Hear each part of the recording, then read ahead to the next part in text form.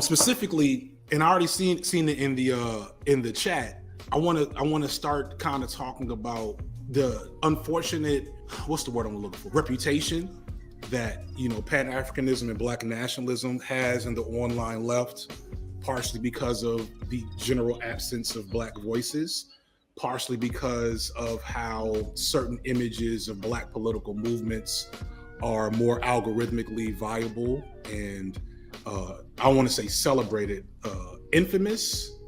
I don't know what the word I want to use is, but you know what I'm talking about. Like there's certain images, certain figures, certain people that when it's time to talk about Black political identities and ideologies, certain figures want to promote Umar Johnson, Black Hammer, etc. These become the images of what Black radical politics have been on the left.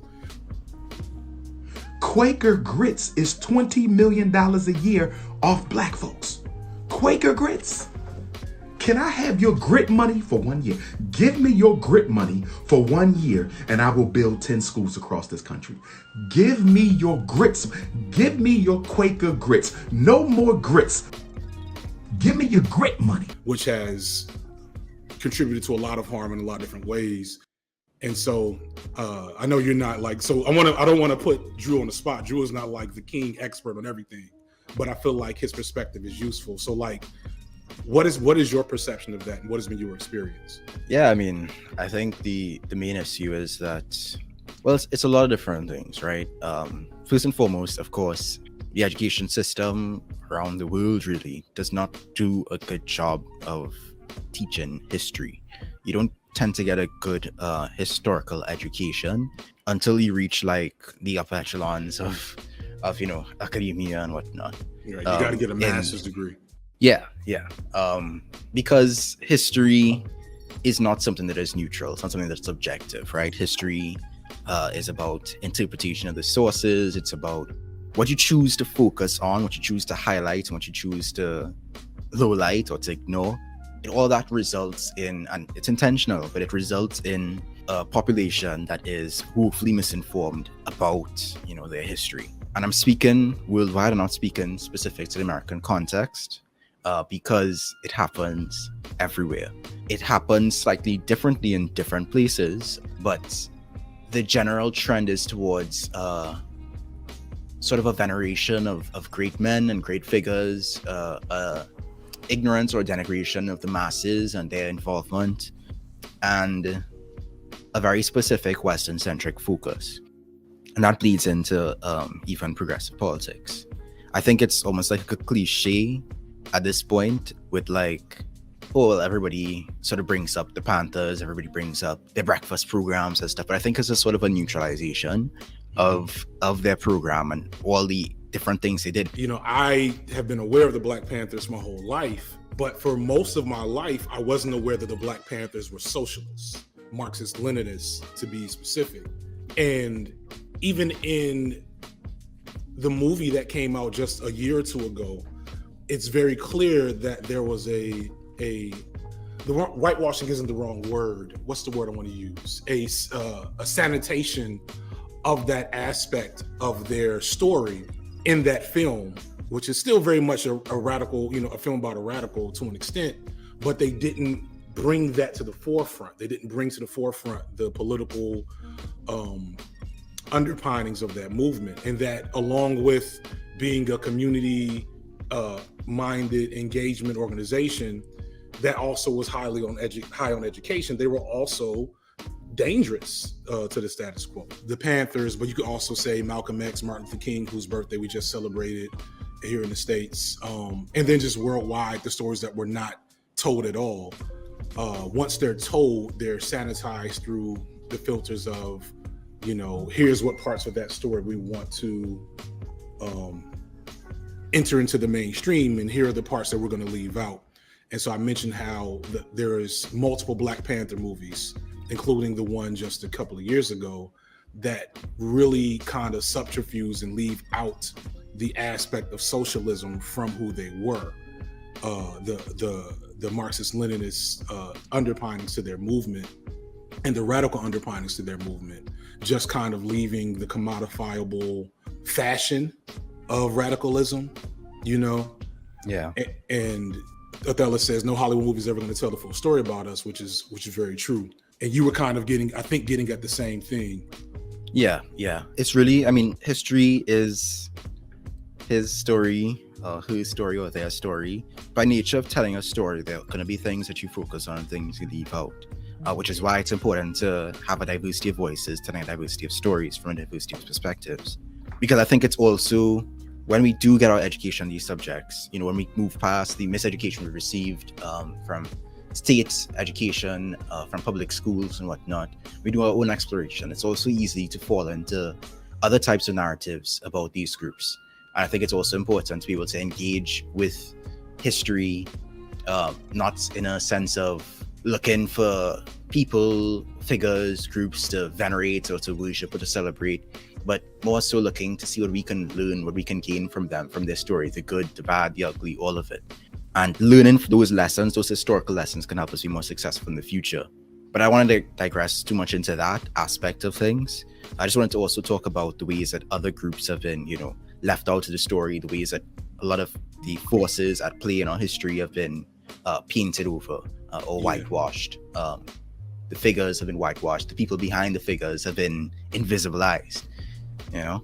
Coming out of that conversation about the Black Panthers, I was making the point that I grew up relatively immersed in what many would call like Hotep, Pan-African spaces in Chicago, surrounded by some legends, people that were engaged with legends that I've learned some things about in the last year that I'm like, ooh, that makes me maybe makes me understand why I didn't hear and learn some things. Yeah. In the absence of let's talk, like, talking about Pan-Africanism. So I know Pan-Africanism isn't all, or at least all practitioners of Pan-Africanism historically haven't been explicitly socialists, but that seems like a clear underpinning of the thought and the movement that was and is Pan-Africanism up until recently, at least in the States, where we have now these caricatures. I try not to slander some of my uncles too tough.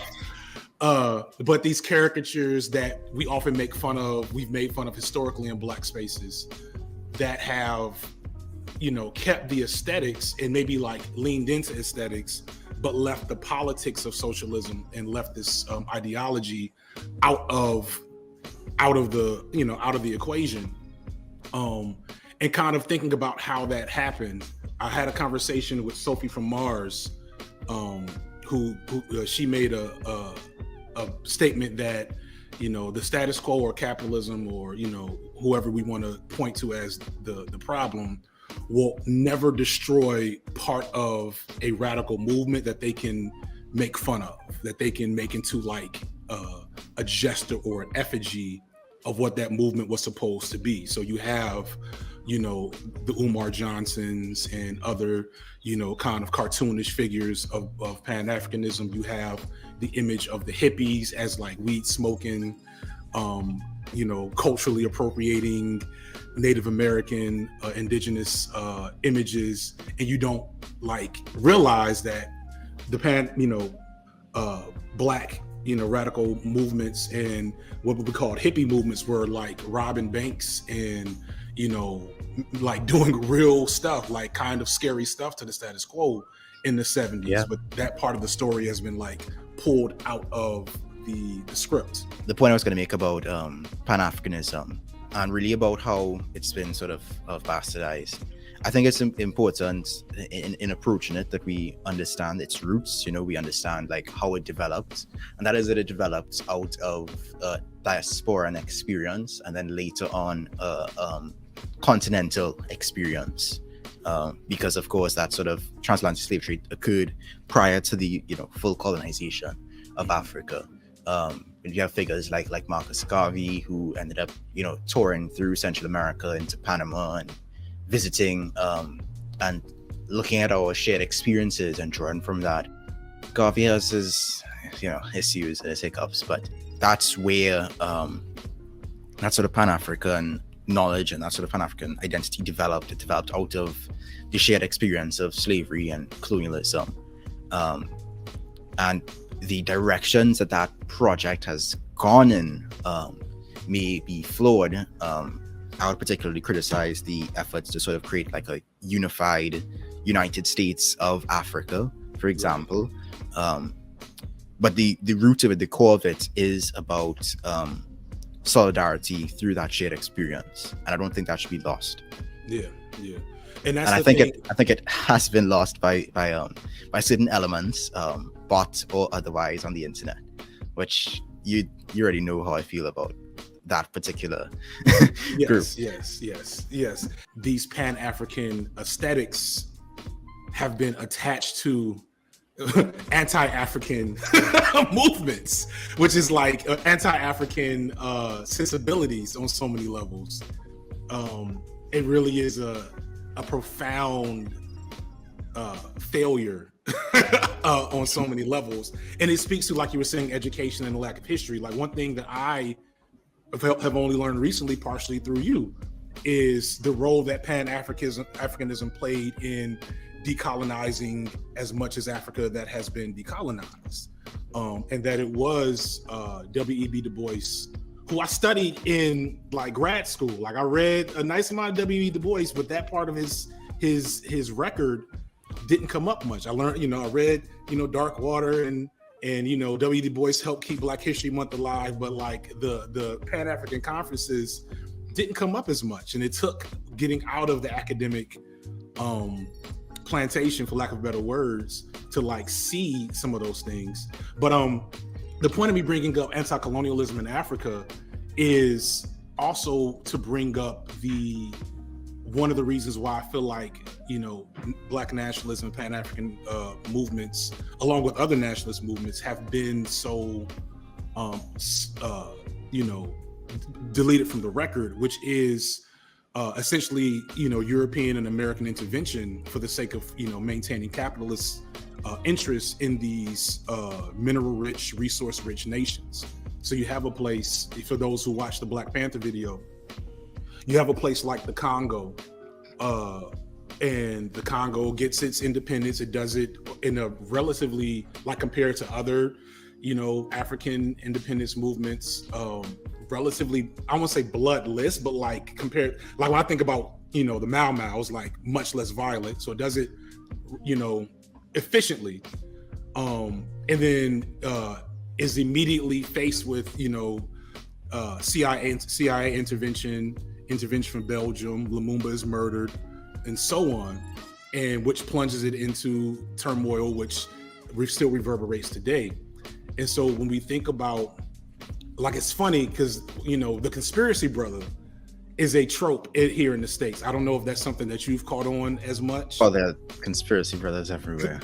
Yeah, I know this. Okay, cool. So you understand what I'm talking about. Just the other day, I was in a taxi, and the Rasta driving the taxi, he had a pamphlet in his like glove compartment that was just like the real truth about the history of slavery, the real 12 tribes kind of vibe. So that's typical. You have conspiracy guys everywhere. So conspiracy brother has been made into a caricature, because I think we all know, I have multiple conspiracy brothers that I've known through the course of my life that think that the earth is flat, and chemtrails and whatever else you can think of. But then there's the fact, the known and acknowledged fact that the CIA did COINTELPRO in the 1960s, which was explicitly responsible for dismantling multiple radical leftist movements in the country, and that the CIA was connected to, bringing drugs into America, into Black communities, to support anti-communist movements in, South America. Yeah. It's kind of like you don't want to give credence to your homeboy that says the earth is flat and frogs are making Black men gay or nonsense like that. But you also have to be open to the fact that there has been an intentional removal of information and people from leftist movements for 50, 60 years now worldwide. Somebody said, what is COINTELPRO? So I wanted to kind of like piggyback. We're talking about reproduction of. We're talking about a lot of things. We're talking about like the weird space that Black nationalists and Pan-African and other types of movements are in, especially on our left, in terms of how they've been excluded or villainized or flanderized. I saw somebody put in the comment section. And they were also talking about, you know, what I think amounts to, I don't know if this is the best term, but like neo-colonial issues. I always go back to the speech from Fred Hampton, where he's talking with the other organization and talking about the need and value of education, and how when you don't educate the people that are in your movement, you're likely to reproduce the same problem. And then how all of that is pushed to the side because of who gets to write the history of what's happening. I think somebody mentioned right now, I think Ron DeSantis, quite possibly the next president of the United States, has already passed a anti-woke bill, which has recently outlawed the teaching of African-American history in like high school in AP studies. And so through doing that, you get to persist in terms of like what narratives and stories get told or don't get told. So with that in mind, I wanted to kind of get into a story that there's something you could do something about right now, which is what's going to go with Mumia Abdul-Jabbar, Jamal, which is basically a classic story of a almost a political prisoner. Are you familiar with Move in Philadelphia? The story of Move in Philadelphia, Drew? Oh yeah, absolutely. So he was a major journalist covering that. I think before, and I got to look and see when Move was raided and destroyed. I feel like not long after he went to jail or was arrested was when Move was destroyed. So those who don't know, Move was like a anarchist project that was going on in Philadelphia for all of a decade, that over time, because Philadelphia was an incredibly corrupt police department, even for the times, they burned it to the ground. 85, okay, yes, thank you. So he was in prison before Move was burned down. And when you go through the story of his jailing and imprisonment in his case, it sounds like something from a movie. And I'm sure at some point in time, it will probably get its own movie, because he was charged with murder from an incident involving his brother and a police officer. The investigation and the trial is missing umpteen different things for evidence, including like gunpowder residue testing, pretty much anything that was standard at the time. And he's been in jail writing about it and prison abolition ever since. So we're talking about, I believe, going on 50 years this man has been in jail. We're recently, as you know, a product of the, what's the word I'm going to use here? The gradual resistance, the local and quiet resistance that we often tend to poo-poo. I think on the online left, one thing that I found myself doing too much is that we denigrate how valuable small victories and like local work is to the grand picture of things. Everybody wants to say, well, what are you doing? And you're not out in the streets and da-da-da-da, which is true to an extent, especially when we talk about, you know, leftist influencers or whatever. But there's lots of things that are going on and lots of progress being made by dedicated people taking action locally. And so he was just recently granted a hearing for a new trial. That hearing has yet to be scheduled, but it's supposed to happen probably within the next 60 days. And so for this particular portion of the video, if I put it out, or I don't know how I'm going to break this off, I'm going to make sure I leave some links to support this action in the description. So if you have time, even just to write a letter, send an email, and of course, if you can, donate to support funds to, you know, try to support what's going on with this man and the fight he's been fighting. That again, not a story that, like, this is something that I've heard his name for years, but didn't know this story until, you know, last year, because I started engaging directly with Black leftist movements. And again, please, if you have time or opportunity, that is something that could use your attention.